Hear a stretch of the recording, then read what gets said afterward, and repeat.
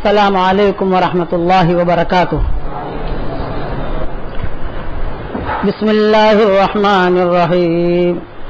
الحمد للہ نحمده ونستعینه ونستغفره ونؤمن به ونتوکل علیہ ونعوذ باللہ من شرور انفسنا ومن سیئات اعمالنا ونعوذ باللہ من شرور انفسنا ومن سیئات اعمالنا ونعوذ باللہ من شرور انفسنا ومن سیئات اعمالنا من يهده الله فلا مضل له ومن يضلله فلا هادي له ونشهد أن لا إله إلا الله وحده لا شريك له ونشهد أن سيدنا ومولانا محمدا عبده ورسوله صلى الله عليه وعلى آله وأصحابه وبارك وسلم تسليما كثيرا كثيرا.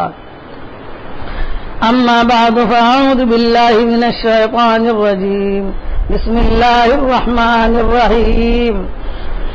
وجزاهم بما صبروا جنة وحريرا متكئين فيها على الأرائك لا يرون فيها شمسا ولا زمهريرا ودانية عليهم ظلالها وذللت قطوفها تذليلا ويطاف عليهم بآنية من فضة وأكواب كانت قوارير من فضة قدروها تقديرا ويسقون فيها كأسا كان مزاجها زنجبيلا عينا فيها تسمى سلسبيلا ويطوف عليهم ولدان مخلدون إذا رأيتهم حسبتهم لؤلؤا منثورا وإذا رأيت ثم رأيت نعيما وملكا كبيرا عاليهم ثياب سندس خضر واستبرق وحلوا أساور من فضة وسقاهم ربهم شرابا طهورا إن هذا كان لكم جزاء وكان سعيكم مشكورا. صدق الله العظيم. سبحان ربك رب العزة عما يصفون وسلام على المرسلين والحمد لله رب العالمين. قابل احترام بھائیو، دوستوں اور بزرگوں، سلسلہ وار مضمون آخرت کا. اللہ تعالیٰ نے قرآن کے ہر پارے میں توحید کو بھی بیان کیا ہے، رسالت کو بھی بیان کیا ہے اور آخرت کو بھی بیان کیا ہے. اور یہ سب سے زیادہ مضمون قرآن کے اندر ان تین چیزوں کے ملیں گے. اس کے بعد اللہ تعالیٰ نبیوں کے قصے بیان کرتے ہیں یہ تینوں چیزیں سمجھانے کے لیے. ہر نبی نے توحید بیان کی ہے، رسالت بیان کی ہے اور آخرت بیان کی ہے. تو دیندار کا تذکرہ چل رہا تھا، نمازی کا تذکرہ چل رہا تھا. کل ماشاءاللہ سارے مجمع نے یہ نیت کی کہ ہم نماز کی پابندی کریں گے. وہ نیت یاد ہے کہ بھول گئے بھائی؟ اور مرتے دم تک ہے. یہ نہیں کہ معمولی بہانوں کی وجہ سے نماز چھوڑ دی، مائیں بہنیں نماز چھوڑ دے. یوں کرنا، بے نمازی کی آنکھیں بھی خراب، اس کا بال بھی خراب. کوئی نماز نہیں پڑھتا تو اس کی ہر چیز جو ہے وہ ایک قسم کی گندگی آ جاتی ہے، ایک قسم کی ناپاکی آ جاتی ہے. روحانی کہتے ہیں اس کو. یعنی نہیں جیسا بندہ بدن ایسا کو ہاتھ نہیں لگا سکتے، وہ قرآن نہیں پڑھ سکتا، یہ نہیں. وہ روحانی بیماری آ جاتی ہے اس میں. جہاں نماز چھوڑی تو دوسرے گناہ کرنا شروع ہو جائے گا. نماز پڑھے گا تو کم سے کم گناہوں سے بچے گا. داڑھی رکھے گا تو گناہوں سے بچے گا. کہ داڑھی رکھ کر آدمی فارغ چھوڑ جاتے ہوئے شرمائے گا. سمجھ گئے فارغ کا مطلب؟ داڑھی جا رہے مولانا آپ کہاں جا رہے ہیں، یہ کہاں سے آ رہے ہیں؟ یہ آدمی داڑھی کی وجہ سے بچے. سنیما میں جائیں گے تو بھی شرمائے گا. داڑھی ہے، یہ داڑھی روک رہی ہے. اسی طریقے سے عورتوں کے لیے برقع، کہ برقع والی ہوگی تو وہ ہر گناہ سے بچے گی، وہ برقع روکے گا اس کو. اس لیے مرد جو ہے یہ داڑھیوں کا بہت اہتمام کریں. یہاں حدیث شریف میں آتا ہے کہ جنت میں مردوں کی داڑھی نہیں ہوگی، عورتوں کے لیے وہاں برقع نہیں ہے، وہاں پردہ نہیں ہے. دنیا میں پردہ ہے کہ کس سے پردہ کرو، کہ جس سے شادی تمہاری جائز ہے کہ اس سے 100% پردہ کرو. گھونگھٹ والا نہیں، آپ سمجھ گئے؟ آج کل کے تو ماشاء اللہ برقعے ایسے ہیں جو فیشن والے برقعے پہنے نا، وہ پردہ اصل نہیں ہے، وہ تو ایک قسم کا شوپیس لباس ہے۔ وہ اصل برقع تو جلباب کہتے ہیں، جلباب جو قرآن کے اندر ہے، جلابی بہن، چادریں، بڑی بڑی چادریں ہوتی تھی صحابہ کے زمانے میں، صحابیات کے زمانے میں، وہ چادریں جو ہے پوری کی پوری عورتیں اوڑھ لیتی تھی۔ یہ جو ہے ایران میں زیادہ ملے گی آپ کو، ایران میں، چترال میں، افغانستان میں، یہ اس علاقوں میں ہے۔ یہ ہمارے علاقوں سے یہ چیزیں ختم ہو گئی۔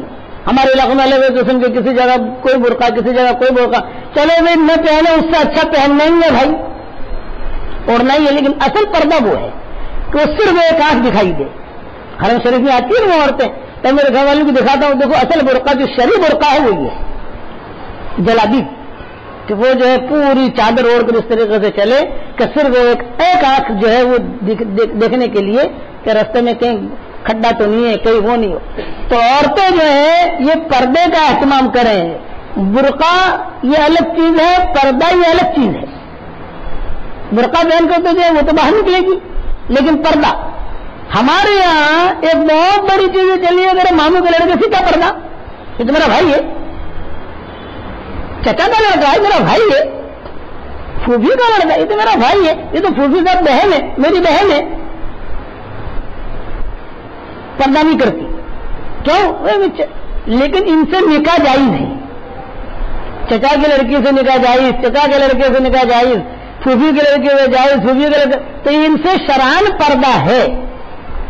شوہر کا بھائی ہے، اب مکانات چھوٹے چھوٹے ہوتے ہیں، اب وہ جو ہے شوہر کا بھائی یہ کہا بھابھی بھابھی بھابھی بھابھی کر کے وہ آ گیا اندر، اور یہ بھابھی بھی جو ہے وہ تھوڑا سا وہی ہوتا ہے، اچھا کوئی بات نہ، وہ حجاب ختم ہو جاتا ہے، یوں کرنا، چہرہ چھپاؤ، یہ ضروری ہے۔ اچھا آج کل جو بہت زیادہ پڑھے لکھے لوگ ہیں، زیادہ پڑھے لکھے مت بننا، زیادہ پڑھے لکھے بننے سے بعد بھی بہت جاتا ہے، یہ شیطان بہت پڑھا لکھا تھا، اس میں کیا وہ بیٹھ گیا، جیسے ہمارے علماء کہیں ویسے پیچھے پیچھے چلو، زیادہ آگے بڑھنے کی کوشش مت کرو، اس لیے کہ سارا قرآن ساری حدیثیں نہ آپ کے سامنے ہے نہ میرے سامنے، فقیر کے لکیر بن کے چلو۔ ہمارے حضرت رحمۃ اللہ علیہ فرماتے تھے کبھی ہم تو جو ہے لکیر کے فقیر ہیں، لکیر کے حضرت کہتے تھے کہ لکیر کے فقیر ہیں، وہ ہم کو تو دے دیا، ہم تو اس رخ پر چلتے رہیں گے۔ جو بہت زیادہ پڑھے لکھے لوگ ہیں وہ یہ کہتے ہیں کہ عورتوں کا جو چہرہ ہے پردے میں ہے ہی نہیں، اور یہ مدنی معاشرہ جو دوسری جلد ہے اس میں بہت تفصیل سے لکھا ہے، دوسری جلد ابھی تو آئی نہیں، تمہارے پاس ہوگی کہیں، کہ عورتوں کے لیے چہرہ پردے میں ہے یا نہیں۔ لوگ کہتے ہیں کہ عورتوں کے لیے چہرہ پردے میں ہے نہیں ان کے نزدیک، کیونکہ چہرہ اب ان کے سامنے بس قرآن کی کچھ نام ایک دو آیت ہے، لیکن پوری سیرت ان کے سامنے نہیں ہے، شاید وہ سیرت بھول گئے ہیں۔ ماں عائشہ رضی اللہ تعالی عنہ کا جب قصہ ہوا، قصہ عفق کا، تو ماں عائشہ جو ہے وہ لیٹی ہوئی تھی، چہرہ ان کا جو ہے کھلا ہوا تھا جنگل میں، تو وہ صحابی جو آئے اور صحابی نے دیکھا کہ کوئی چیز ہے یہاں، یہ صحیح روایت میں آتا ہے کہ پورا قصہ تو میں ایسا کروں، لیکن میں جو پردے کا جو اہم دلیل ہے کہ چہرہ بھی پردے میں ہے، یہ نہیں کہ چہرہ پردے میں نہیں ہے، میں اس کی دلیل دے رہا ہوں۔ تو ماں عائشہ وہ چونکہ لیٹی ہوئی اس انتظار میں ہے کہ حضور صلی اللہ علیہ وسلم کو جب پتا چلے گا کہ عائشہ جو وہ نہیں ہے تو پیچھے کسی نہ کسی کو بھیجیں گے دیکھنے کے لیے، اب میں اتنی دیر تھوڑی دیر لیٹ جاتی ہوں، تو جنگل بیابان میں وہ اپنا اکیلی جو ہے چہرہ جو ہے وہ کھلا ہوا تھا، جہاں چہرہ کھلا ہوا، اب ماں عائشہ نے کچھ آہٹ محسوس کی کہ کوئی مطلب آ رہا ہے کوئی، اور وہ صحابی جو ہے ایک صحابی کو حضور پیچھے رکھتے ہوئے ایک دو صحابی کو، بھائی تم لوگ یہ میدان میں رہو، کسی کا قرآن رہ گیا ہو، کسی کی تصویر رہ گئی ہو، کسی کا پیسہ رہ گیا ہو، کسی کا پرس رہ گیا ہو، کسی کی کوئی چیز رہ گئی ہو، وہ لے کے تم، تو وہ آیا، انہوں نے دیکھا کہ کوئی چیز کسی کی رہ گئی ہے، وہ تو دبلی پتلی تھی ماں عائشہ، تو آہٹ جو دیکھی ماں عائشہ نے، تو حدیثوں میں آتا ہے کہ ماں عائشہ نے تھوڑا سا کنکنی آنکھوں سے دیکھا، کہا کہ آدمی ہے، تو فوراً ماں عائشہ نے جو اپنا چہرہ چھپا لیا، یہ بخاری سے صحیح روایت، چہرہ چھپا لیا۔ ارے بھائی چہرہ کا اگر پردہ نہ ہوتا تو ماں عائشہ چہرہ کیوں چھپاتی؟ ماں عائشہ کو تو سب جانتے تھے، وہ تو ماں تھی، یہ صحیح روایت میں آتا ہے، یہ سب سے بڑی دلیل ہے عورتوں کو چہرہ چھپانے کی۔ فوراً ماں عائشہ نے جو ہے وہ چہرہ جو اپنا چھپا لیا اور پورا پردہ کر کے پھر کہا ان صاحبی نے کہا کہ انہوں نے کہا مجھے اٹھنے میں بٹھا دو. پھر وہ صاحبی جو ہے وہ لے کر پہنچے اور سارا قصہ ہوا جو بھی ہوا ہو. تو یہ کہنا کہ چہرہ جو ہے عورتوں کے لیے اس کا شرعی پردہ نہیں، یہ بات نہیں ہے. چہرہ تو اصل ہے، فتنہ دوسری سے چلتا ہے. اس لیے جیٹھ اور یہ دیور، اسی طریقے سے ماموں زاد بھائی، ماموں زاد بہن، خالہ زاد بھائی، خالہ زاد بہن، اسی طریقے سے چچا زاد بھائی، چچا زاد بہن، یہ سارے کے سارے جو ہے ان سے پردے ہوں گے. شرعی طریقے سے ان سے پردہ کرو، اللہ سے مانگو. کیا اب دل میں یہ آتا ہے مکانات چھوٹے مطلب کہاں جائے؟ ارے بھائی تمہارے مکانات چھوٹے ہیں لیکن اللہ نے حکم دیا ہے تو چھوٹے مکان میں بھی اللہ کا حکم تو پورا ہو سکتا ہے. اس کا خیال رکھو. دوسری ایک بات یہ ہے کہ جو بہت بڑی کمزوری ہمارے معاشرے میں چل رہی ہے وہ لڑکیوں کی میراث کی. لڑکیوں کو میراث عام طور سے نہیں ملتی. بہت بڑا طبقہ پڑھا لکھا، عالم، ان پڑھ، الا من رحم ربی، بہت کم لوگ ہوں گے جو مکمل طریقے سے ورثہ تقسیم کرتے ہیں. لڑکی کی شادی ہو گئی، اس پر خرچ کر دیا، بہن اللہ تجھے خوشحال رکھے، سکھی رکھے، بس بہن تجھے سارا کا سارا معاف کر دینا. اب باپ بھی زندہ ہے. میراث جو ہے یہ حکم اللہ نے آسمانوں سے نازل کیا ہے. لڑکیوں کو ملے گا، لڑکوں کو ملے گا، بیوی کو ملے گا، جو بھی اللہ نے جو بھی حصے رکھے ہیں. اس لیے اپنا علم حدیث شریف میں آتا ہے کہ قیامت کے قریب سب سے جلد جو علم اٹھا لیا جائے گا وہ میراث کا علم ہوگا. سب سے جلد جو علم اٹھایا جائے گا زمینوں سے وہ میراث کا علم ہے. کس کا کیا حق بنتا ہے وہ حق دو. بہنوں کا حق دو، بیوی کا حق دو. یہ کہا کہ آپ کے بھائی ان کا حق دو. بعض مرتبہ بھائی بڑا ہوتا ہے، دوسرے بھائی چھوٹے ہوتے ہیں. بڑا بھائی ذرا کاروبار سنبھالے ہوئے ہوتا ہے، وہ چھوٹے بھائی کو کچھ پتہ نہیں ہوتا، وہ پڑھنے میں ہوتے ہیں. اور اب وہ جو ہے بڑا بھائی وہ چالاکیاں کر کے وہ اس کا حق مار دیتا ہے. وہ حق نہیں مار رہا، اس کے مال میں 100% حرام داخل ہے. وہ پاک نہیں ہوگا جب تک تو اس کا حق ادا نہیں کرے گا. چالاکیاں کر کے تو بڑا بھائی ہے، کاروبار سنبھال رہا ہے، اب فون کر کے مجھے بہت ٹیلیفون آتے ہیں کہ مولوی صاحب کاروبار تو سارا میں نے جمایا ہے. بھائی آپ نے جمایا ہے، اللہ آپ کو جزائے خیر دے. آپ نے کاروبار جمایا، اللہ نے آپ کو عقل دی تو آپ نے جمایا. لیکن آپ کا جو 2 سال کا بھائی ہے یا آپ کا 3 سال کا بھائی ہے وہ پورا حقدار ہے اس کے اندر. یہ نہیں ہے کہ وہ چھوٹا ہے. اگر نہ حضرت ابوبکر کا جب انتقال ہو رہا تھا تو ان میں حضرت ام المؤمنین عائشہ قریب میں بیٹھی ہوئی تھی. تو صدیق اکبر کا جب انتقال ہو رہا تھا تو حضرت ابوبکر نے بہت وصیتیں کی. بیٹا ایک وصیت یہ کی وہ پرانا کفن جو ہے نا، پرانا کپڑا یہ مجھے پہنانا. ماں عائشہ کو کہہ دے. تو عائشہ نے ام المؤمنین حضرت عائشہ نے کہا کہ ابو پرانا کیوں، نیا کپڑا بھی رکھا ہے، نئے میں کفن دیں گے آپ کو. حضرت ابوبکر نے کہا میں نیا جو ہے وہ زندوں کے لیے اچھا، نیا زندوں کے لیے اچھا ہے. جو آدمی مر گیا اس کے نیا اور پرانے کیا فرق پڑتا ہے؟ نیا کو زندہ پہن لے گا، مجھے تو پرانے نہیں کفن دے دینا. اور پھر جب آنکھ کھلی تو کہا عائشہ دیکھنا میری بیوی ہے، ان کے جو ہے وہ حمل سے ہے، تو جب تم میراث تقسیم کرو گی اس میراث میں اس کا بھی حصہ رکھنا، حالانکہ وہ پیٹ میں ہے، اس کا حصہ رکھنا. تو ماں عائشہ نے فوراً پوچھا ابا جان اس کا حصہ تو رکھوں گی میں، لیکن اب میں لڑکی کے اعتبار سے رکھوں یا لڑکے کے اعتبار سے رکھوں، کیا پتا لڑکی ہے کہ لڑکا ہے. تو صدیق اکبر نے کہا بھائی تھوڑا انتظار کر لینا، بچہ پیدا ہو جائے اس اعتبار سے حساب کتاب کر لینا. اور اگر جو ہے تمہیں جلدی ہے کوئی مال کی ضرورت ہے آن اکاؤنٹ خود نہ خود لینا، لیکن یہ کہ حساب اس کا حصہ پورا ہے، اس لیے کہ میں نے حضور سے میراث کے بارے میں بہت کچھ سنا ہے. یہ صدیق اکبر نے وصیت کی تھی اپنے انتقال کے اوپر. تو ہمارے معاشرے کے اندر لڑکیوں کو میراث شادی کے خرچے میں حساب کتاب کر لیتے ہیں. اچھا باپ کی حیات میں تو میراث ہوتی ہی نہیں، میراث تو مرنے کے بعد ہوگی. باپ کی حیات میں تو ہدیہ ہوتا ہے. باپ زندہ ہے، باپ کسی کو ہدیہ دے دے، بڑی لڑکیوں کو کچھ دے دیا، چھوٹے لڑکے کو کچھ دے دیا، وہ تو ہدیہ ہے. لیکن جو اصل میراث تقسیم ہوگی وہ ہوگی. اچھا سارے احکامات بہت دھیان سے سننا، میراث کی اہمیت بتا رہا ہوں. ہر حکم نازل ہونے کی ایک ترتیب ہے.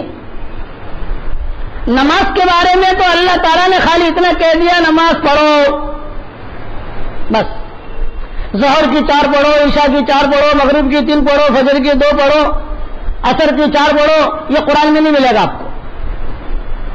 نماز پڑھو بس ایک بڑا جو آرڈر کرتا ہے وہ مختصر کرتا ہے. پھر نبی نے جو ہے وضاحت کی بھئی ظہر کی 4، بھئی عصر کی جو ہے وہ 4، یہ حدیث میں ملے گا.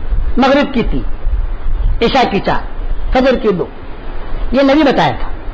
زکات کے بارے میں اسی طریقے سے زکات دو، کتنی دو، کس کو دو، ساری تفصیلات زیادہ تر حدیث میں ملے گی. قرآن اس کی وضاحت نہیں کرے گا. وہ دیکھا عقیم الصلاۃ وآتوا الزکاۃ، بس وہ حکم آ گیا عرش سے. حج کرو. بہت بڑا طبقہ ہمارے معاشرے میں ایسا ہے کہ اللہ نے ان کو مال دیا ہے لیکن وہ کچھ مشغولیت کی وجہ سے حج میں نہیں جاتے. اور مشغولیت کیا بتاؤں؟ دھندا کون سنبھالے گا میرا، اور اتنا بڑا کاروبار ہے کون دیکھے گا، اعتماد نہیں ہے کسی کے اوپر. یا پھر اس وجہ سے کہ صاحب میں ابھی ہوائی جہاز میں بیٹھوں گا، خدا نہ خواستہ کبھی ہوائی جہاز گر نہ جاوے، یہ بھی شیطانی غفلت ہے. اچھا پھر لوگ آ کر کہتے ہیں کہ رمی جمار میں اتنی بھیڑ تھی، اتنا چلے، اور صاحب وہاں میدان تو ارے صاحب میں تو جو ہے بہت ہی لکھنؤ کی نازک پڑی ہوئی صاحب، مجھے تو جو ہے بالکل تکلیف ہوگی. میں کہا اب وہ ساری چیزیں جو ہے ارے میں حج میں نہیں جاتا. اب کیا کرتا ہے، کسی کو حج کے بدل کے لیے بھیج دیا، حج ادا نہیں ہوتا. حج بدل کرانے سے اس طریقے سے حج ادا نہیں ہوتا. ایک حدیث سن لو، اللہ نے جسے مال دیا ہے، طاقت دی ہے، قوت ہے، اور مال بھی دیا ہے، اور حج اس پر فرض ہے، اور وہ حج نہیں کرتا، تو حضور صلی اللہ علیہ وسلم فرماتے ہیں کہ چاہے وہ یہودی بن کر مرے چاہے نصرانی بن کر مرے،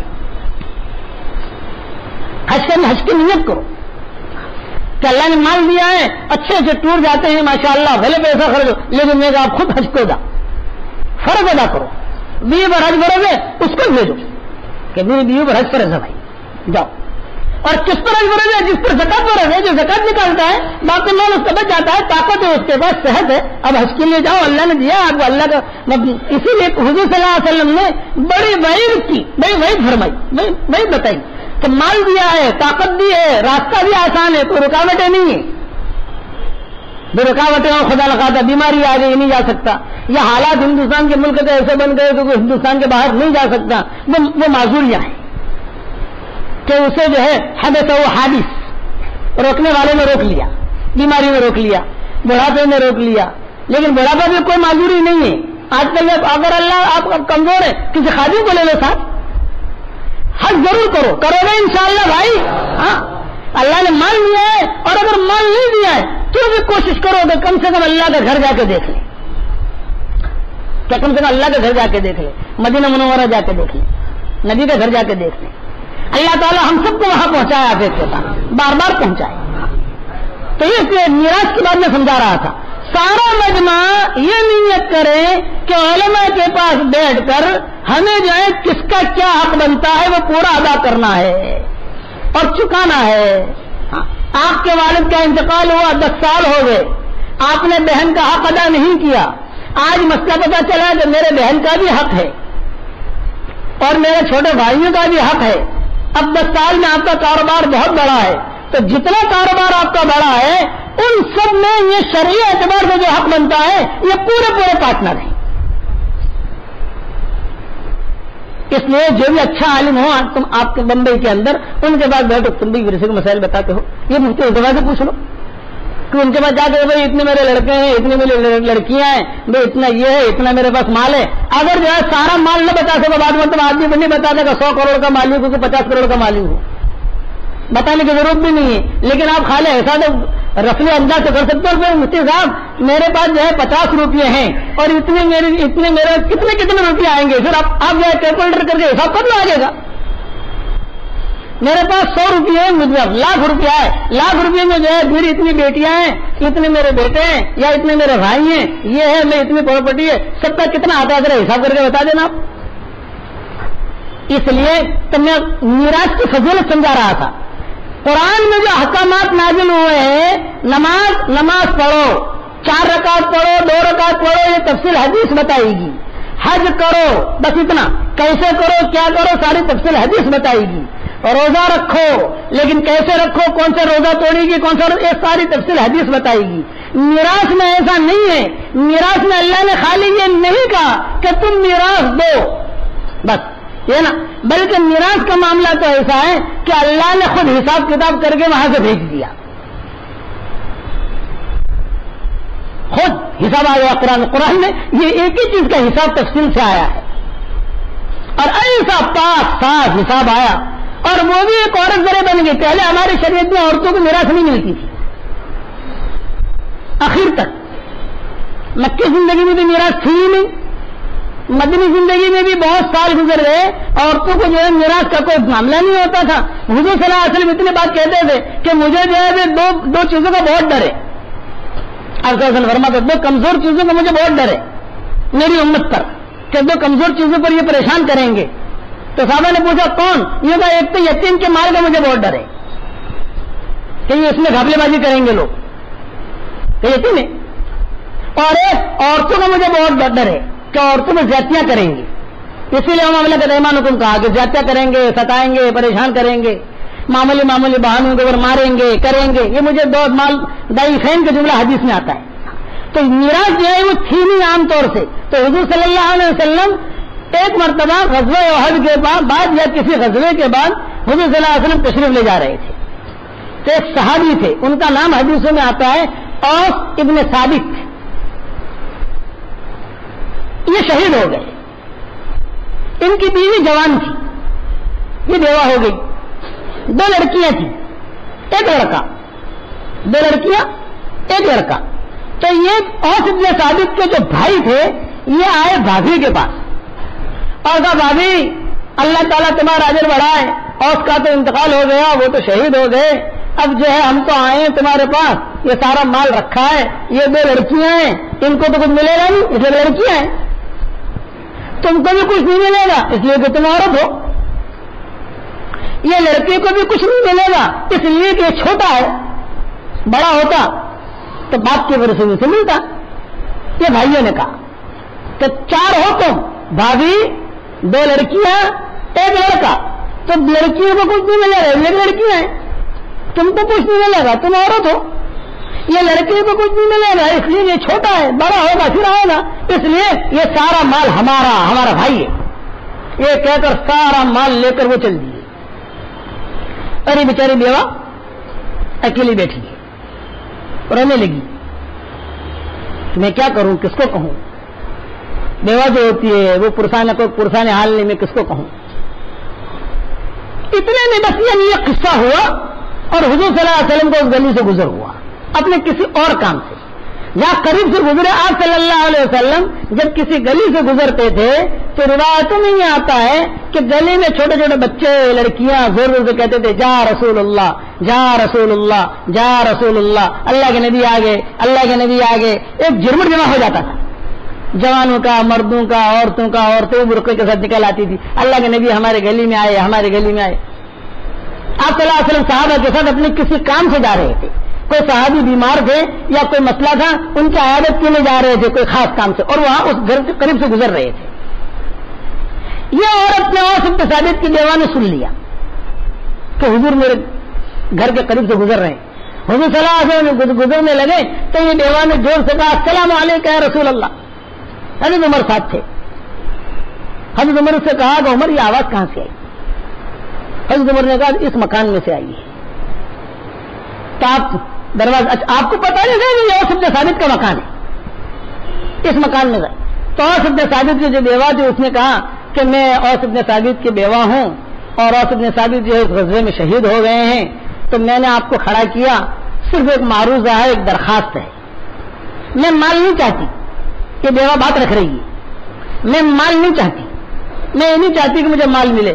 کل جو ہے حضرت اوس کے بھائی آئے تھے اور مجھے یہ کہہ گئے کہ تو ایک عورت ہے، تجھے کچھ ملے گا نہیں، یہ دو لڑکیاں ہیں تیری، ان کو بھی کچھ نہیں ملے گا، یہ لڑکا ہے اسے ملے گا اس وقت ملے گا جب یہ بڑا ہو جائے گا. تو حضرت سارا مال میرے گھر میں سے یہ لوگ لے گئے ہیں، تو میری ایک درخواست ہے خالی آپ میری مدد کریں کہ جہاں سارا مال لے گئے ہیں تو آپ اوس کے بھائیوں سے اتنی درخواست کر لیں کہ کم سے کم میری یہ دو بچیاں بھی لے جائیں. جب سب لے گئے یہ دو لڑکیاں بھی لے جاؤ،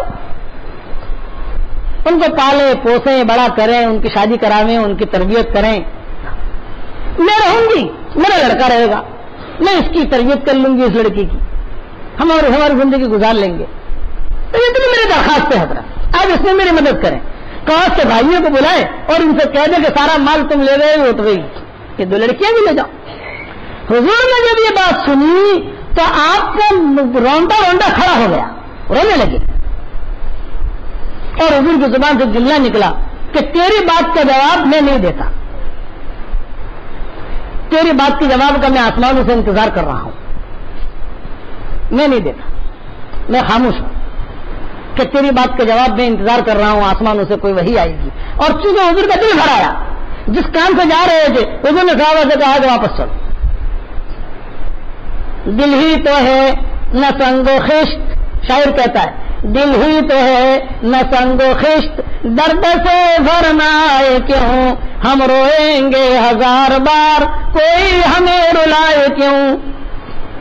بے رونے والی بات تھی، بے دل ہے. تو حضور جو ہے ورود اور صحابہ سے کہا کہ چلو واپس چلو. اچھا، سارے صحابہ کو معلوم نہیں ہے کیا میٹر ہوئی ہے، اور حضور نے کہا کہ میں تیری بات کا جواب نہیں دیتا، میں خاموش ہوں. جس معاملے میں نبی خاموش ہو جائے سمجھ لو وہ بہت بڑی میٹر ہے. مطلب نبی کا جواب دینے کے لیے، بھائی نبی کا جواب دینے کے لیے نبی کیوں خاموش ہوگا؟ نبی تو بتائے گا امت کو یہ، لیکن کوئی بہت بڑا مسئلہ ہے، نبی خاموش ہو گیا. یہ کہا کہ میں جواب نہیں دیتا، میں آسمانوں سے انتظار کرتا ہوں، آسمان سے کیا جواب آتا ہے. تیری بات آسمانوں تک پہنچ چکی ہے، عرش سے تیرے نالے ٹکرا چکے ہیں، اور یہ تیری آہیں پہنچ چکی ہیں، میں جبریل کا انتظار کر رہا ہوں. حضور صلی اللہ علیہ وسلم واپس آئے، اور واپس آ کر ابھی مسجد نبوی میں داخل بھی نہیں ہوئے تھے کہ حدیث میں آتا ہے کہ وحی کے آثار نمودار ہوئے. وہ جو ایک آواز آتی تھی اور حضور صلی اللہ علیہ وسلم کو پسینہ آتا تھا، آپ صلی اللہ علیہ وسلم کو جو حیرت ہو جاتی تھی وحی کے وقت میں آثار نازل ہوئے. آثار صحابہ دیکھنے لگے کہ وحی آ رہی ہے، وحی اتری، اور وحی میں کیا آیا؟ یوصیکم اللہ فی اولادکم للذکر مثل حظ الانثیین. جو 4تھے پارے میں پورا رکوع نازل ہوگا، پورا رکوع.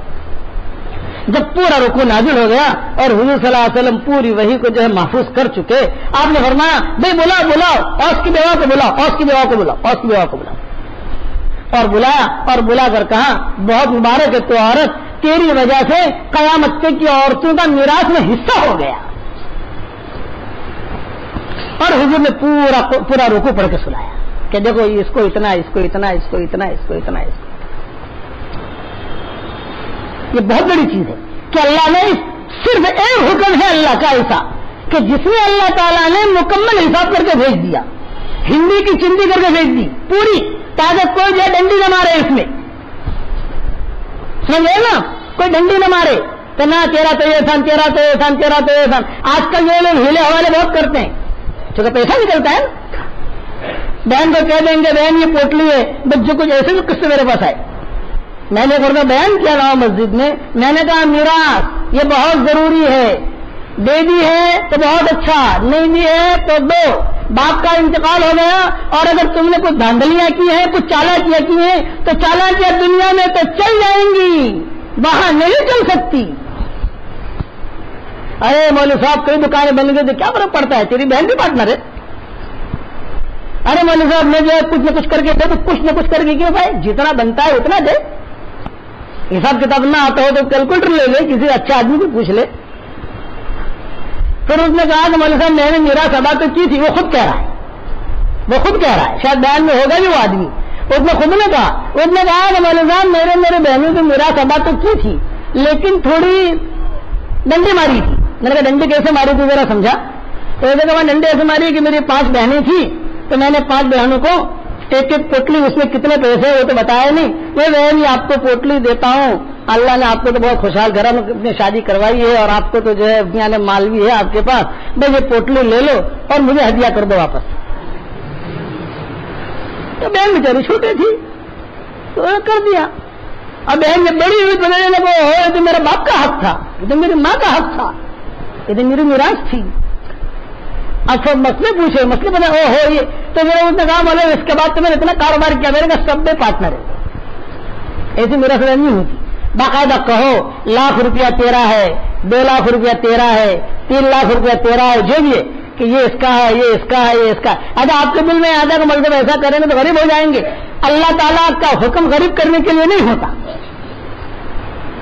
اللہ اپنے بندوں کو فقط نہیں کرنا چاہتا، اللہ تعالیٰ تو دینا چاہتا ہے کہ تمہارا حکم پورا کر. اللہ کا حکم مزاج کے خلاف تو ہو سکتا ہے لیکن حکمت اور مصلحت کے خلاف کبھی بھی نہیں ہو سکتا. تو میرا خدا کرو گے بھائی انشاءاللہ. اور بیوی کو بھی دینا.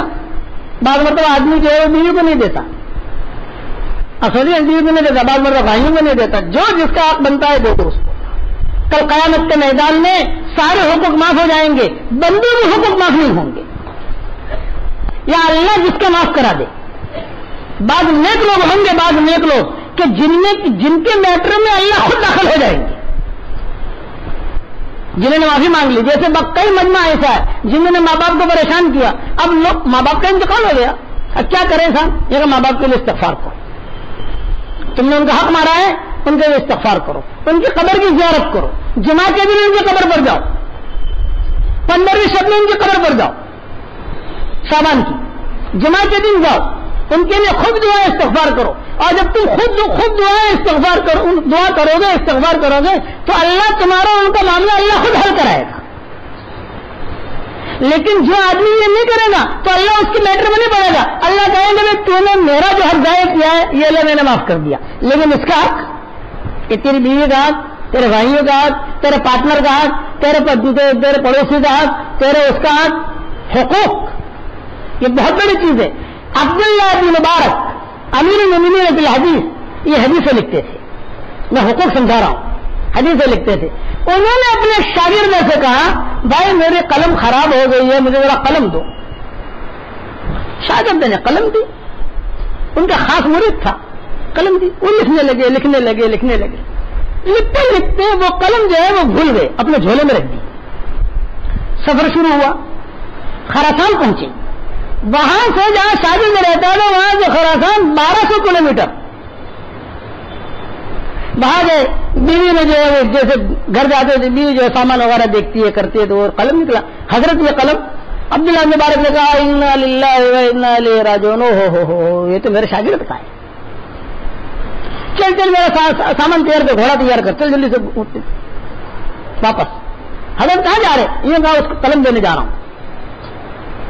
واپس آئے ہیں وہاں سے، اور وہاں سے واپس آ کر جو ہے قلم دیا. پھر کہا بھائی معاف کرنا، یہ تیرا قلم لے کر میں آ گیا تھا، معاف کرنا، یہ قلم لے. اور مجھ سے پوچھا تو شاگرد کی آنکھوں میں آنسو آئے. شاگرد بھی بہت بڑے محدث تھے، ان کی آنکھوں میں آنسو آئے. حضرت آپ نے تو جو ہے مجھے بہت شرمندہ کیا، میں تو خوش ہو رہا تھا کہ میرے قلم قبول ہو گیا، حدیث لکھی جائیں گی، مجھے ثواب ملے گا. بھائی تو نے تو مجھے عاریتاً دیا تھا، ہدیہ نہیں دیا تھا. ہدیہ دیتا تو میرا تھا، ہدیہ نہیں دیا، عاریتاً دیا. مجھے واپس کرنا ضروری تھا، عاریتاً رادہ، اس لیے وہ واپس دے. تو شاگرد کہتے تھے کہ میرے استاد عبداللہ بن مبارک جو عبداللہ بن مبارک بنے ہیں ان نیکی کی وجہ سے بنے. آج تو آدمی جو ہے وہ پتہ نہیں جو آ رہے کوئی بات نہیں، جزاک اللہ، ٹھیک ہے جزاک اللہ، اس سے کیا فرق پڑتا ہے؟ نہ، حقوق ادا کرو، پڑوسی کا حق ادا کرو. پڑوسی مشرک ہو تو اس کا حق ادا کرو، مشرک ہو حق ادا کرو اس کا. حقوق بیان کیے حضور اکرم صلی اللہ علیہ وسلم نے، حدود، حقوق. اس کے لیے اگر یہ پورا دن اسی وقت بنے گا. آج میں نے پردے پر بیان کیا، مائیں بہنیں خوب پردے کا اہتمام کریں، خوب برقعے کا اہتمام کریں. اپنے شوہر کے ساتھ موٹر سائیکل پر بیٹھ رہی ہے اور کوئی برقع نہیں رہا، بوڑھنی بھی نہیں، کچھ بھی نہیں، وہ سمجھ رہی ہے کہ میں بہت اچھی نہ، آسمانوں کے اوپر سے لعنت برس رہی ہے.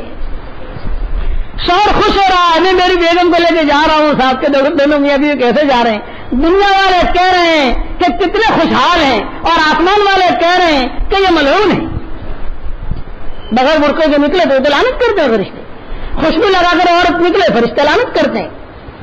تو خوشبو گھر کے اندر، یوں کا پردہ، یوں کا آگے باہر مکمل طریقے سے. بیوی کے اب آج کل شاپنگ کے لیے جا رہے ہیں نا، سب شوہر بھی جا رہے ہیں، سب بیٹا بھی جا رہا ہے، اور محترمہ بھی ہے، اور اوڑھنی خانے برائے نام، اوڑھنی برائے نام، منصب اوڑھنی. اچھا وہ اوڑھنی کا بھی دیکھا معاملہ، جہاں ہم سفر کرتے جہاں اللہ اکبر کی آواز سنی سر پہ اوڑھنی رکھیں گے. لو صاحب اللہ اکبر، اذان اب سر پہ اوڑھنی رکھیں گے، اذان ہو رہی ہے صاحب. یعنی اس کا مطلب کہ اذان کے وقت میں خالی برقع ہے، اس کے علاوہ برقعے پہ سلام، یہ نہیں ہے.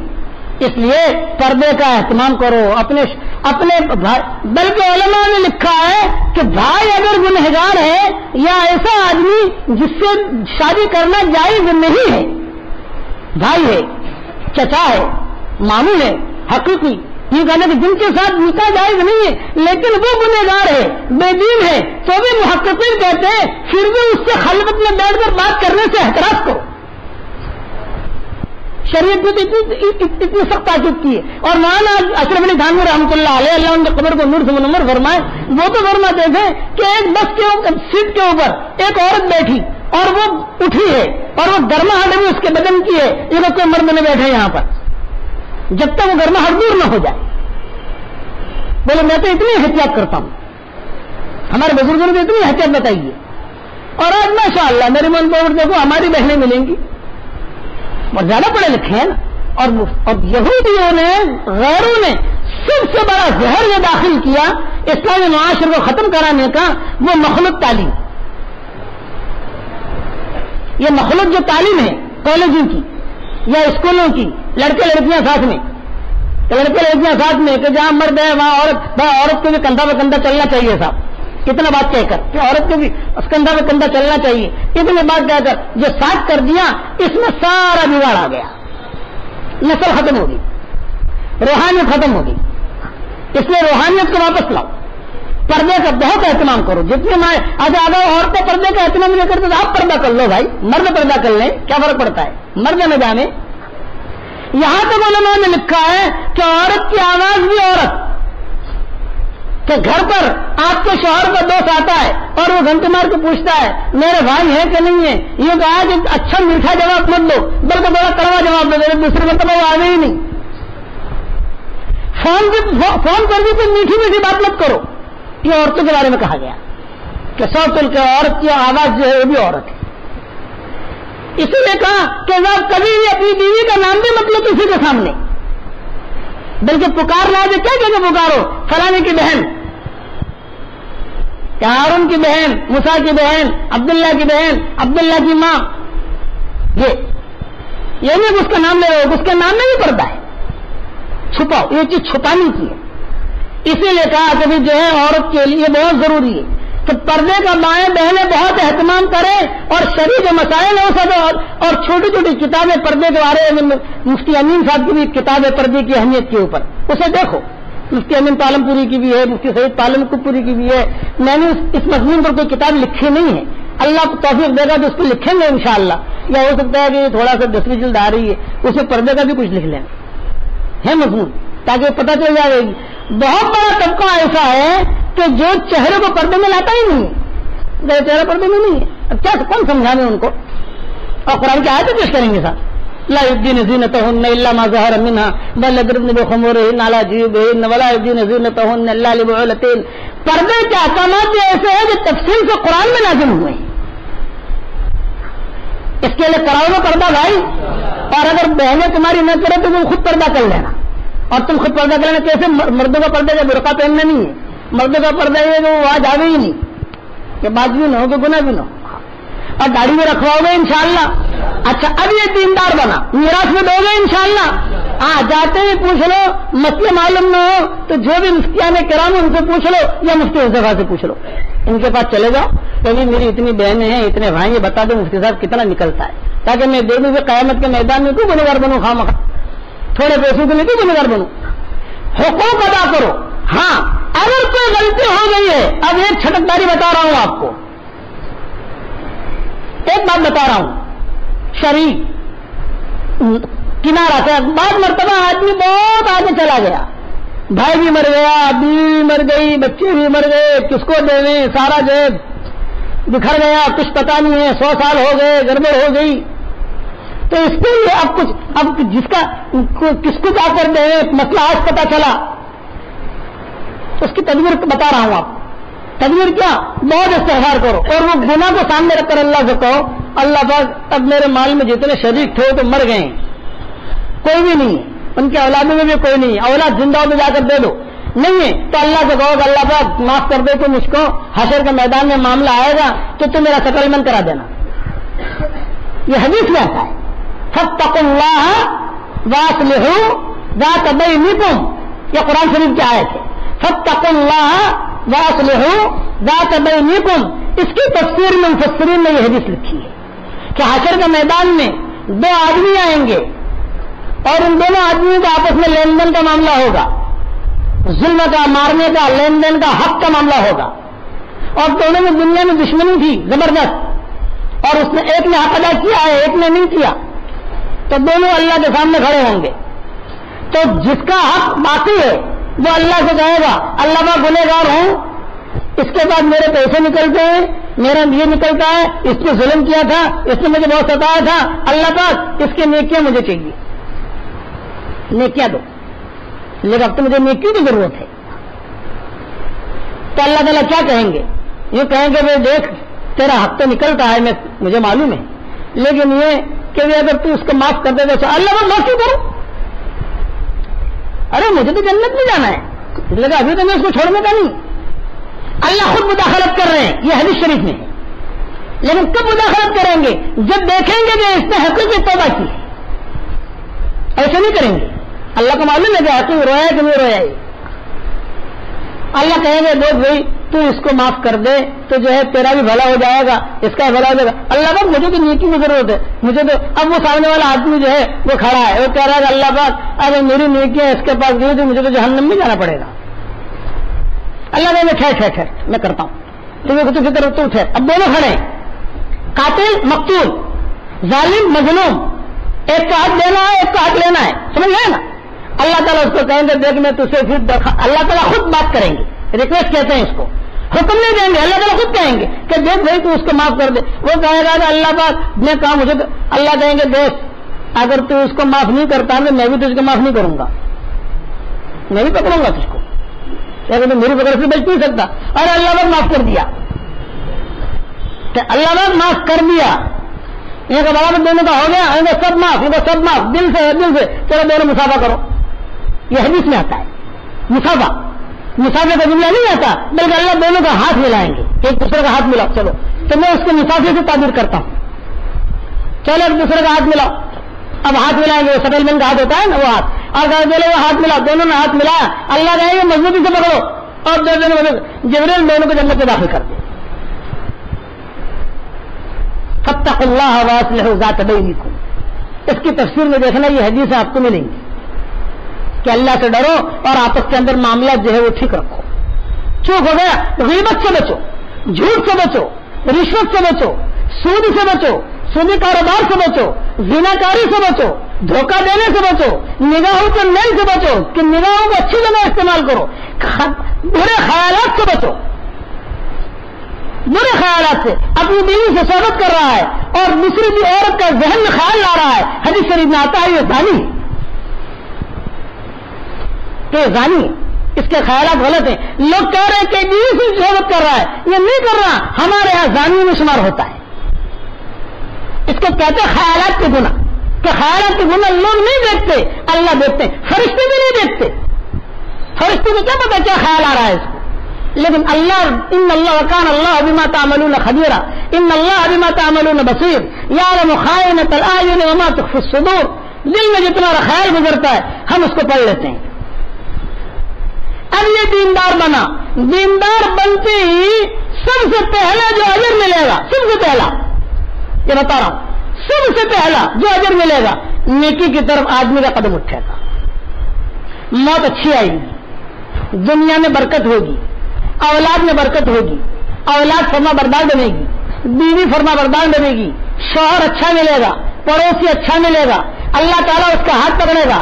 موت اچھی آئی، قبر میں گیا، وہاں پر بھی فرشتے ساتھ، حشر کے میدان میں اٹھ رہا ہے، وہاں پر بھی فرشتے ساتھ، قبر قرآن ہاتھ پکڑ رہا ہے، نیکیاں چل رہی ہیں، فرشتے کہہ رہے ہیں کہ بڑا اچھا آدمی ہے یار، بڑا اونچا آدمی ہے. نامہ اعمال اڑائے جا رہے ہیں حشر کے میدان میں. حشر کے میدان میں ہم سب کو کھڑا ہونا ہے، کوئی بھی بچ نہیں سکتا، سب کو وہاں جانا ہے. نامہ اعمال اڑائے جائیں گے، اللہ کا عرش اترے گا، 4 فرشتے اللہ کے عرش کو اس وقت میں اٹھائے ہوئے ہیں. حشر کے میدان میں 4 فرشتے اور ہو جائیں گے.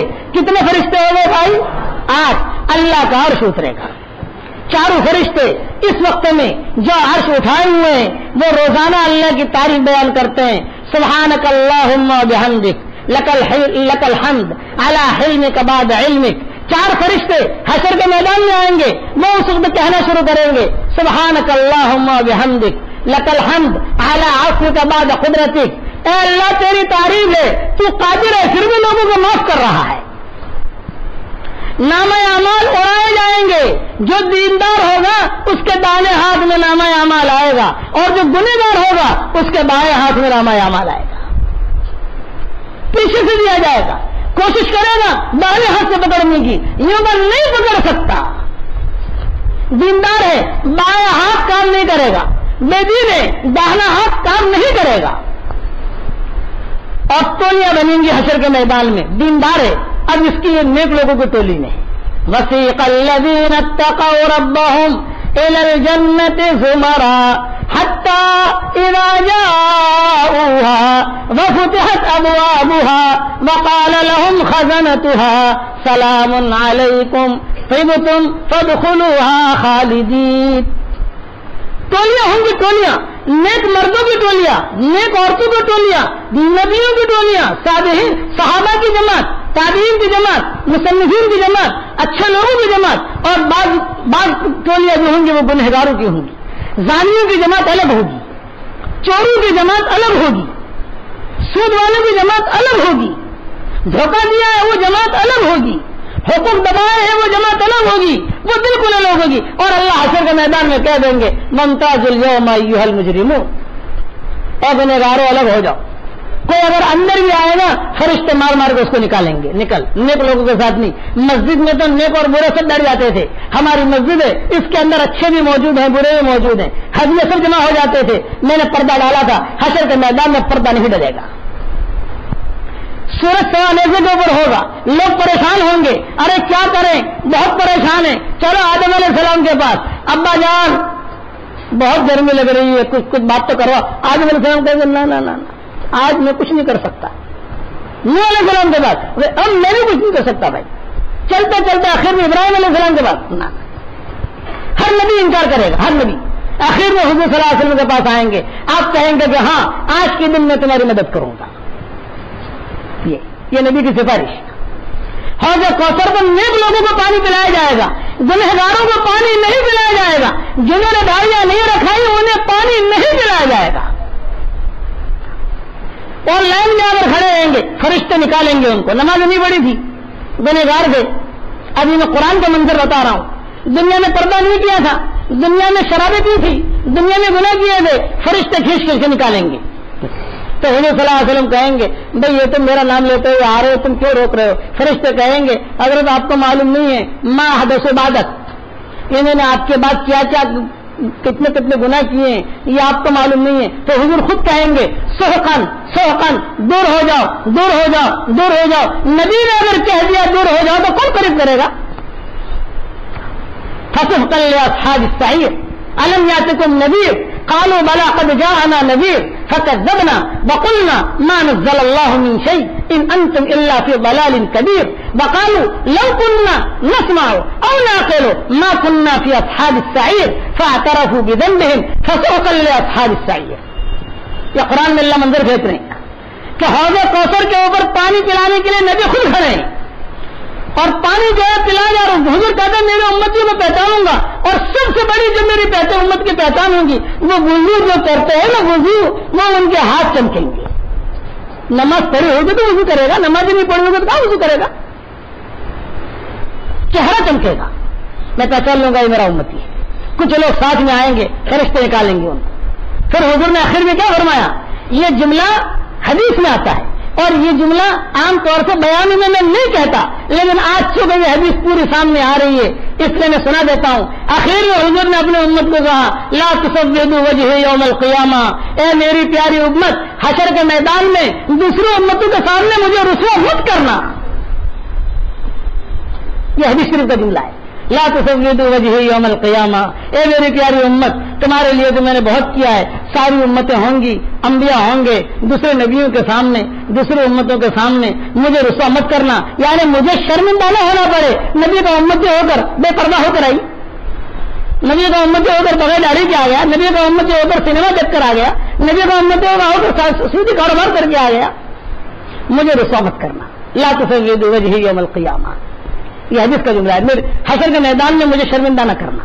یہ حضور فرماتے ہیں کہ مجھے تم سے محبت ہے اور میں نے بہت کوشش کروں گا تم لوگوں کو جنت میں لے جانے کی, لیکن یاد رکھنا کہ بعض گناہ ایسے ہوں گے کہ جن کی وجہ سے میں بھی خاموش بیٹھ جاؤں گا. بعض گناہ ایسے, اس میں جو شرک کا گناہ تو اس کی تو معافی ہے ہی نہیں, اس میں جو خودکشی کا گناہ کہ کسی نے معاف نہیں کروایا, کوئی بھی خطرناک گناہ ہے. اس میں جو زنا کا گناہ, اس میں مجھے شرمندگی ہوگی کہ فہرست آئے گی, فہرست کتابوں میں لکھا ہے مرد عورتیں کھڑے ہوں گے تو ان کے سینوں کے اوپر فہرست بنی ہوگی. اتنی مرتبہ سنیما دیکھا تھا, اتنی مرتبہ داڑھی کٹوائی تھی, اتنی مرتبہ حرام نقلے لیے تھے, اتنا کلو حرام نقلہ پیٹ میں گیا ہے. جو خون حرام نقلے سے بنتا ہے, حضور فرماتے ہیں کہ جہنم کے لیے وہ خون زیادہ حقدار ہے. اس لیے حلال کو اللہ سے مانگو. اب حشر کا میدان ہے, نیک آدمی ہے اور لائن لگی ہوئی ہے. سب سے پہلے حضرت صہیب رومی کو پانی پلایا جائے گا. کس کو بھائی؟ سب سے پہلے حدیث شریف میں آتا ہے سب سے پہلے صہیب رومی کو لائن لگی ہوئی ہے. جہاں پانی پیا تو روایتوں میں آتا ہے پیا ختم, لا یسمع بعدہ ابدا. حدیث شریف میں آتا ہے حضور کے ہاتھ سے. اچھا, پلانے والے حضور صلی اللہ علیہ وسلم ہوں گے. حوض کوثر میں پلانے والے حضور اور جنت میں پلانے والے اللہ. بتاؤ کتنا مزہ آئے گا. اللہ حضور کے ہاتھوں سے بھی ہمیں پلائے اور اللہ اپنے ہاتھوں سے بھی پلائے. بسقاہم ربہم شرابا طہورا, اللہ خود پلائیں گے تو لو پیو, حضور خود پلائیں گے لو پیو. حشر کا میدان ہے, لوگ پریشان حال ہیں, نامہ اعمال اڑائے جا رہے ہیں. نیک لوگوں کے داہنے ہاتھ میں نامہ اعمال, برے لوگوں کے بائیں ہاتھ میں نامہ اعمال. اب نامہ اعمال پڑھیں گے, عربی میں نامہ اعمال لکھے ہوئے ہوں گے, گجراتی میں نہیں, اردو میں نہیں, انگلش میں نہیں. ساری زبانیں جو ہے بھول جائے گا, عربی سب عرب بن جائیں گے. اسی لیے میں کہتا ہوں دنیا میں بھی عربی سیکھو, کچھ نہ کچھ تعلق رکھو عربی سے. حضور صلی اللہ علیہ وسلم فرماتے ہیں عربوں سے محبت کرو, اس لیے کہ میں عربی ہوں, اس لیے کہ میری زبان بھی عربی, قرآن بھی عربی میں. قرآن گجراتی میں نہیں ہے, گجراتی میں نہیں اترا, کہ یہ اردو میں نہیں اترا, یہ ڈائریکٹ عرش سے جو آیا ہے وہ عربی میں آیا ہے. اور جنت والوں کی زبان بھی عربی, وہاں بھی سارے کے سارے عربی میں بات کریں گے. تو عربی سیکھو گے انشاءاللہ. تھوڑی تھوڑی کوشش کرو, زیادہ نہیں, تھوڑی تھوڑی. اب حشر کا میدان میں حوض کوثر پر پانی پلایا جا رہا ہے. ہر نبی جو ہے, یہودی جو ہے وہ اپنے طرف سورج کے پوجنے والے جو ہوں گے, سورج کے پوجنے والے, اللہ تعالیٰ سورج کو ہاتھ میں لے گا اور کہے گا او سورج کے پوجنے والوں, یہ تمہارا اللہ جسے تم اللہ سمجھتے تھے میرے ہاتھ میں تمہارے سامنے جہنم میں ڈال رہا ہوں. یہ دیکھو جہنم میں ڈالیں گے, تمہارا اللہ گیا کہ دیکھو تمہارا اللہ جہنم میں جل رہا ہے, تم جسے معبود سمجھتے تھے اپنا گیا. حشر کے میدان میں کوئی چیز بھی چھپے گی نہیں, یاد رکھنا کوئی بھی چھپے گی نہیں. اب جو ہے حضور صلی اللہ علیہ وسلم کے پاس جب آئیں گے تو حضور کہیں گے کہ میں سفارش کرتا ہوں. شفاعت کبریٰ, شفاعت صغریٰ, دو قسم کی شفاعتیں, بڑی شفاعت, چھوٹی شفاعت. یہ حضور صلی اللہ علیہ وسلم خود سفارش کریں گے, ایک ایک کی سفارش کریں گے, ایک ایک کی. آپ فرماتے تھے حشر کے میدان میں میرے امتیوں مجھے ڈھونڈنا, کہاں ڈھونڈو گے؟ یہ کہا مجھے جو ہے نامہ اعمال جہاں تولے جائیں گے وہاں ڈھونڈنا, وہاں کھڑا ملوں گا. کوئی گنہگار آیا, اس کی نیکیاں کم ہے اور اس کے گناہ زیادہ ہے, اب فرشتے جو ہے وہ حساب کتاب, اس کا حساب کتاب جہنم کا بن رہا, کتابوں میں لکھا ہے, مجھے منہ کر کے تھوڑا سمجھ گئے نا, وہ نیکیوں کا پلڑا بھاری کر دیں گے. اللہ بھی ہنسیں گے کہ اللہ پر میرا امتی ہے. وہ فرمایا نا میری سفارش رد نہیں کی جائے گی. منحوس ہے وہ آدمی کہ جو میں سفارش کروں سفارش قبول نہ ہو, روزہ سفارش کرے روزہ کی سفارش قبول نہ ہو. تین چیزیں زبردست سفارش والی ہیں. ایک قرآن, یہ سفارش کرے گا. قرآن پڑھنا نہیں جانتے تو قرآن پڑھنا سیکھو, سیکھو اللہ قدر کرو. کوئی آدمی اپنے آپ کو فقیر گئے, ارے تو ہاتھی کو فقیر کہہ رہا ہے, تیرے پاس بہت بڑی دولت ہے. نہیں سیکھو, سیکھنا شروع کرو. قرآن کی سفارش رد نہیں کی جائے گی, روزے کی سفارش رد نہیں کی جائے گی. یہ روزہ, یہ رمضان کا روزہ, یہ سفارش کرے گا. اللہ پاک بھوکا رہا تھا, اللہ پاک جو اس نے بیوی کو چھوڑا تھا بھوکا رہا تھا, اللہ کہے گا تیری سفارش کو شفیع مطاع. اور حضور فرماتے ہیں میری سفارش, फिर दूसरी सिफारिशें भी होंगी। बीवी दीनदार है, शौहर की सिफारिश करेगी। शौहर दीनदार है, बीवी की सिफारिश करेगा। बेटा दीनदार है, बाप की सिफारिश करेगा। बाप दीनदार है, बेटी की सिफारिश करेगा। दोस्त, आज अब्दुल वहाब ने पढ़ा या खालिद ने पढ़ा, अल अखिल्ला यौम बादुहुम लिबादिन आदु इल्ला अल मुत्तकीन, सारी दोस्तियां हशर के मैदान में खत्म हो जाएंगी, तक़वा वालों की दोस्तियां बाकी रहेंगी। इसलिए नेक लोगों से दोस्तियां रखो। बूढ़ा बाप बूढ़ा हो गया, बाल सफेद हो गए, 90 साल की उम्र हो गई, हुजूर सल्लल्लाहु अलैहि वसल्लम फरमाते हैं क्या कायम अल्लाह ताला उसको क्या देंगे, मेरी इज्जत की कसम, मेरे जलाल की कसम, इस्लाम की हालत में तूने 90 साल गुजार लिए हैं, अपने घर वालों के बारे में जितनों के बारे में सिफारिश करेगा मैं उसे कबूल करूंगा। जिसके 3 बच्चे बहुत हो गए हो, 3 बच्चे, तो बच्चे भी सिफारिश करेंगे। माँ आयशा के पास हुजूर बैठे हुए थे, हुजूर सल्लल्लाहु अलैहि वसल्लम, और हुजूर ने माँ आयशा से कहा, आयशा खुशखबरी दूं? माँ आयशा ने कहा हजरत दीजिए। ये कहा कि देख, किसी के 3 बच्चे बहुत हो जाए ना बचपने में, दूध पीने की हालत में, और माँ बाप को शर्त है इसमें, दूध पीने की हालत में छोटे में, और माँ बाप जो है सब्र करें, बाप ऐला न करें, तो ये 3 बच्चे हशर के मैदान में लड़ कर माँ बाप को जन्नत में ले जाएंगे।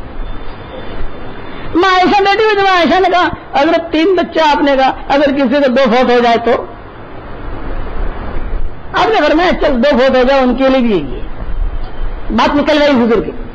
हजरत अगर किसी का 1 मर जाए तो? आपने फरमाया चल किसी का 1 मर जाए, माँ बाप सिफात, यानी माँ बाप जहन्नमी हो गए हैं, जहन्नम का फैसला हो चुका है, और ये बच्चा उसके मरने की वजह से माँ बाप ने सब्र किया, अब जो है माँ बाप को यही बच्चा जो है वो जहन्नम से निकलवाएगा, सिफारिश करेगा। अल्लाह पाक तूने मुझे ले लिया था, बड़ी मोहब्बत थी उनके दिल में मेरी, इन्होंने सब्र किया था, अल्लाह पाक जन्नत में अल्लाह ताला कहेंगे ले जाओ, फरिश्ते कहेंगे लड़ झगड़ कर, वो लड़ झगड़ के ले जाएगा, वो मोहब्बत से नहीं ले जाएगा, फरिश्तों बड़ी मेहरबानी होगी आपकी, मेरे माँ बाप को निकालो, ये ना, वो जाकर दादागिरी से लाएगा खींच कर। अरे कहाँ ले जा रहे? इनका अल्लाह के पास जा रहे। अरे ठहर में सही, इनका तुम्हारे मैटर नहीं है, मेरा अल्लाह की मैटर है। इसीलिए हदीस में आता है लड़ झगड़ के ले जाएगा, सब्र किया है। तो मैं आयशा ने कहा किसी के 2 मर जाए, आपने बोला चलो बोलो इसने 2 मर जाए तो भी वो भी सिफारिश करेंगे तो अल्लाह उनको जन्नत में दाखिल करेगा। मैं आयशा ने हंसते हंसते कहा अगर किसी का 1 मर जाए, आप थोड़े से खामोश रहे। आपने कहा चलो ठीक है, बोलो वाहिद, 1 मर जाए फिर भी जन्नत में जाएगा। मैं आयशा ने कहा किसी का 1 भी न मरा तो? किसी का 1 भी न मरा, अगर कुछ उसका आपने क्या सबको जन्नत में ले जाना है? अगर उम्मत का भला हो जाएगा, आपकी जुबान से जुमला निकला उम्मत को भला। आपने फरमाया आयशा सुन कि किसी का हमल ठहरा और अंदर जो है आगा बन गए, हाथ बन गए, थोड़ी उंगलियां बन गई, पांव बन गया, और वो हमल साकित हो गया। अब माँ बाप को ठेस पहुंचती है, यार बड़ी उम्मीद थी लड़का होगा लड़की होगी, पढ़ाएंगे ये करेंगे, अब उसने माँ बाप ने सब्र किया इस पर, तो इस सब्र करने पर भी ये अधूरा लड़का और लड़की भी लड़ झगड़ के माँ बाप को जन्नत में ले जाएंगे। कितनी बड़ी फजीलत है इस उम्मत के लिए।